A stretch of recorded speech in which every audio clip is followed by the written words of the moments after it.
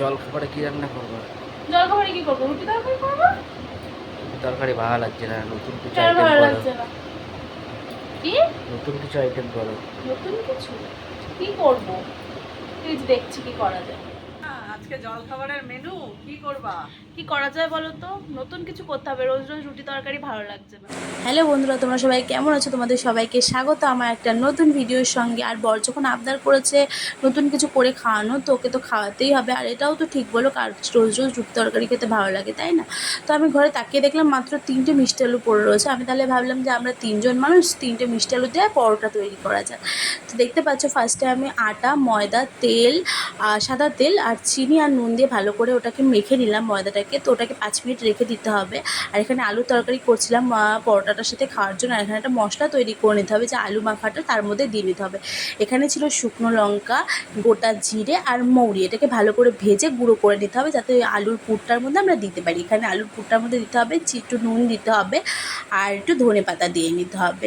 আর এখানে কিন্তু কোনো মিষ্টি অ্যাড করা যাবে না, কারণ মিষ্টি আলু অলরেডি অনেকটা মিষ্টি হয়। তো এখানে কোনো মিষ্টি অ্যাড করা যাবে না, বেশি মিষ্টি কিন্তু ভালো লাগে না।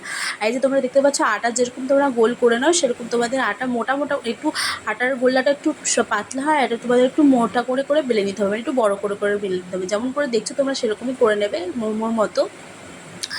আর দেখতে পাচ্ছ আমরা রুটির মতো বেলে নিচ্ছি। তোমরা যদি কেউ চাও তাহলে পরোটার মতনও বেলে নিতে পারো। তো আমরা তোমাকে একটা করে দেখাবো। তো দেখতে পাচ্ছ রুটির মতন আগে তাওয়াতে কড়াটা গরম হলে আগে সেঁকে নিতে হবে। যেমন করে তোমরা রুটি সেঁকো তেমন করে তোমাদের সেঁকে নিতে হবে। দেখতে পাচ্ছ কি সুন্দর ফুলেছে না? তাই আমার এখনই দেখে লোভ লাগছে। তোমাদেরও কিন্তু এরকমই দেখো, সাইড থেকে কিন্তু কোনো আলু বা কিচ্ছু বেরিয়ে যায়নি। এমন করে তোমাদের বেলতে হবে যাতে সাইড থেকে কোনো আলু বেরিয়ে না যায়। তবে তোমাদেরকে আরেকটা আমি করে দেখাচ্ছি। তো সেম প্রসেস, কোনো আলাদা কিছু নেই, সেম। আগে রুটিটাকে ভালো করে সেঁকে নিতে হবে, তারপর তেল দিয়ে তোমাদেরকে পরোটাটা ভেজে নিতে হবে।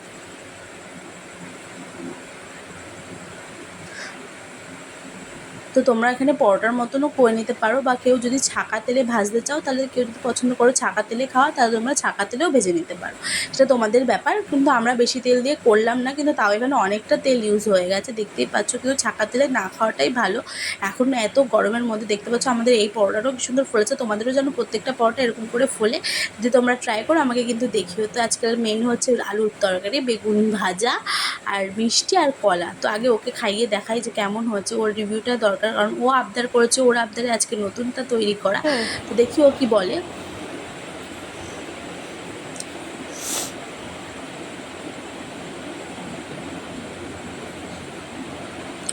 ঢং করছিল আর কি। বলো কেমন হয়েছে? তো যখন বলেছে ভালো হয়েছে, সত্যি? তাতেই আমার শান্তি। তো এখানে আমি আমার ননদকে জিজ্ঞেস করছিলাম কেমন হচ্ছে, বলো ননদও কেমন বললো খুব হয়েছে? ভালো হয়েছে। তো চলো, ভিডিওটা আজকে এই পর্যন্তই। তোমাদের সাথে আবার দেখা হচ্ছে পরবর্তী ভিডিও। সবাইকে টাটা ভালো থেকো, দাও। সুস্থ থেকো, টাটা।